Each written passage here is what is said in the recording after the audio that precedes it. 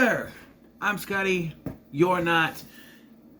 I think I owe you guys a little bit of an explanation, because I fully intended to get back into this yesterday and get like at least another disc worth done, like another 4, and do the last 2 discs today, which I am technically, or do the last disc today, I guess is what I should say, because I'm in disc 5 right now, right? No, I'm in disc 4. Hold on, that's right.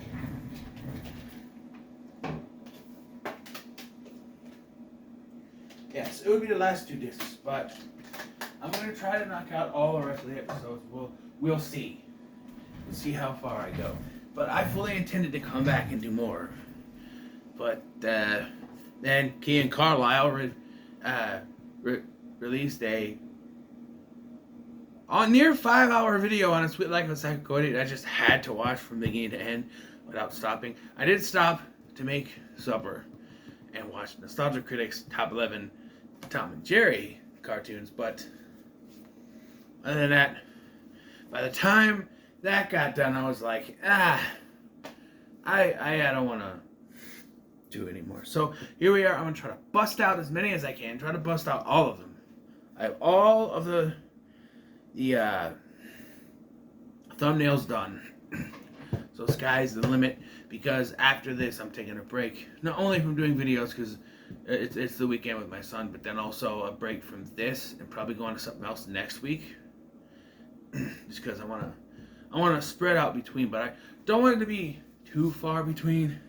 I mean, I'm still technically planning on doing a sequel-a-thon this month, maybe.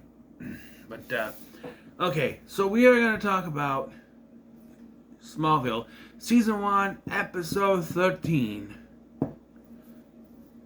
Kinetic. This is a Whitney-centric episode. Yes, some people might roll their eyes at it, but I actually don't think it's that badly done. We've had little snippets of stuff with Whitney's life going on throughout the season. You know, his dad has been in the hospital, and on this episode we learned that he lost his scholarship due to having to take over for his dad at the hardware store. Which, in this episode, Clark comes in to buy a microwave. I don't know why I'm like, they sell microwaves at a hardware store? Well, I guess they could. Sears is technically a hardware store, isn't it? And they can get microwaves from Sears. So, you know. But this is a small town. I don't have like a Walmart or anything. You don't have a big store. But the main meteor freaks are these thieves.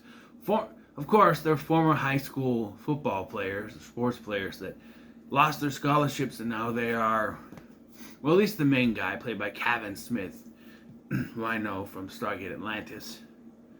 And one episode of the 90s Outer Limits TV show, where there was a sexy plant lady that seduced him, or seduced his friend, which was Jeremy London. So, in that episode. So, but then it was one of those things where it was on late night on ABC. They did that too. They used to air these late night. This is the first 4 seasons, but they stopped. Anyway, so these 4 criminals have tattoos on their body using Meteor Rock ink that allows them to... That sounds like a business. Welcome to Meteor Rock ink. The ink is made of meteor rocks, and they use that to walk through walls. Now, I've been trying my hardest to come up with the reason why they get certain powers equating to the thing. I don't get how they can walk through walls. Because Whitney gets a tattoo and he's able to walk through walls. I don't understand.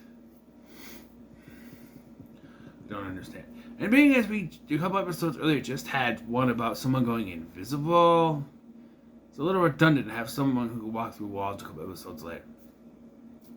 But, yeah. And they the first scene of this is very well done. Clark and Chloe are at Lex's mansion doing an interview with him when the criminals break in, and Chloe gets hurt. And it turns out that Lex has not called the cops, because we find out that Lex has a floppy disk that contains secret stuff. He's, hacking into his father. He's been looking into his father's company and stuff. He says it's for a new plant. I don't know, but it's all 50-50 with him.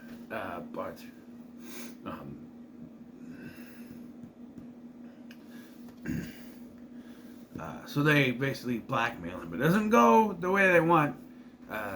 They recruit Whitney, because of course they do. Because he's sort of like the main guy. He lost his scholarship. Fly, I swear to God, you go away. I will beat your ass with a phone. Fly.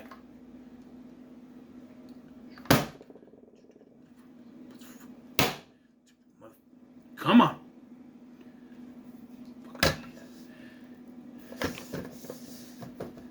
Just in case. Anyway, so he is recruited. He gets one tattoo, and they do this thing where they push him out in the middle of the road where a truck is oncoming.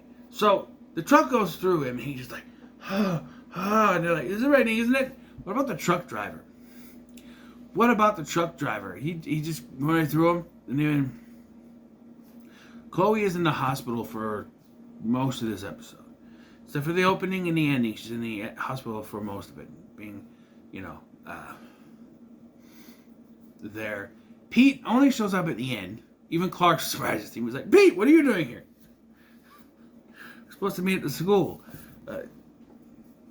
I am starting to notice that they're struggling to add Pete into the plots of the show.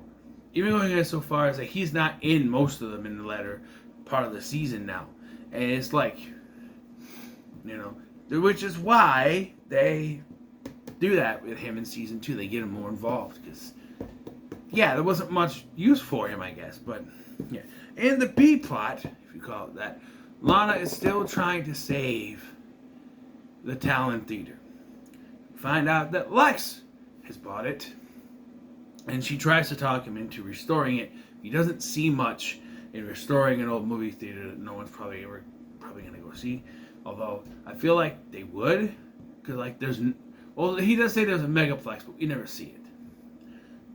Anyway, eventually this ends with, Clark talking to her, and he says Lex wants a challenge. So, she, like I mentioned before, she talks Lex into turning it into a coffee shop, or a cafe and bookstore, as they say.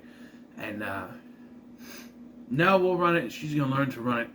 Again, something I got to point out about Lana, 16. So, or 15, actually. 15, 16. I think, she just had her birthday. She's 16. So, 16. And she's already wanted to run. I know she's played by a 21-year-old at this point, but 16. Okay? 16 for the purposes of the character. She's ready to run this whole thing. But, she does, but after they get rid of Nell, because they didn't need her anymore. But, so yeah, Lex tries to, Lex shows up for the payoff. Whitney's, they're all wearing ski masks. And Lex did not bring any money because he knew that if he did, that he wouldn't be getting out of there. Which we find out later is true, because they tell Whitney basically, once Lex pays us, he's going to disappear for good. Basically, they're going to kill him. And that's when Whitney has enough, and he breaks down. He goes to Lana, finally tells her what's going on, and then they get Clark involved, and he and Clark decide to go in there and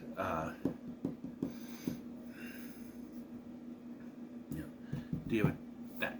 Now, the scene where Lex and Lana talk about the Talon and making it a coffee shop, it comes at the end. But when Lex just showed up out of nowhere to help Clark and Whitney, they're like, "How do you know we were here?" He's like, "Lana told me about your stupid idea," or something like that. And I'm like, well, shouldn't you have had that scene where she was talking to him about the thing? Maybe have the scene where she's trying to convince him, I don't know, or show her running to him. They didn't have time.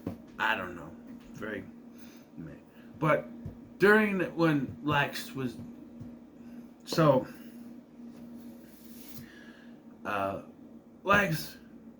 when Lex went to do that, to hand off the money that wasn't there, Clark does show up, but of course, because they have Meteor Rock tattoos, it affects him. So he busts through the door and he's immediately affected by the Meteor Rock, and then he gets knocked in the face with a crowbar.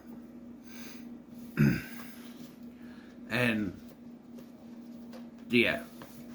So now, like, there's not really a big fight. So, like, this final fight is a little bit disappointing in a way, where it's like Lex is there, and he's like, I'm gonna call the cops. And so he's like, I've called the police or whatever, and then so they try to escape, and you got Kevin Smith's character holding Whitney as he's like, "Don't worry," the other guy's like, "I got you, bro," and he drops a car on them, and Clark saves Whitney, to which Whitney does not notice the super speed, but Clark uses the super speed to save him. Lex also doesn't see it, which is a little bit iffy. I think maybe Lex was outside with the cops or something, but he tackles Whitney. Clark drops on Kevin Smith. He's smoosh, and then the cops show up and arrest the remaining person, remaining two. And am I the only one that thought that maybe they're going to try to arrest Clark and Whitney too? Like, maybe Whitney would get in trouble? Because Lex does say earlier, if the quarterback's involved, then he's got to pay for his... I mean, he was trying to help Clark, but... I don't know. I felt like this was needed to give Whitney a little bit more, because he's nothing more than a foil for Clark in his attempts to get Lana, and then you have some of the small story points they've been going for, and now this is kind of a full story with him, which we won't get anymore going forward. We get a little bit of stuff here and there, but yeah. This episode pretty good. I'm making it 4 Superman logos out of 5. I think it's one of the better ones of season 1 at least. I think it works what it was, and I do like how Chloe gets out of the hospital and she's immediately ready to start digging into the stuff again. I like that. So, what are your thoughts on this episode? Let me comment. Make sure you like, share, and subscribe. Thank you for watching. I've been Scotty, and I'll see you in the next one.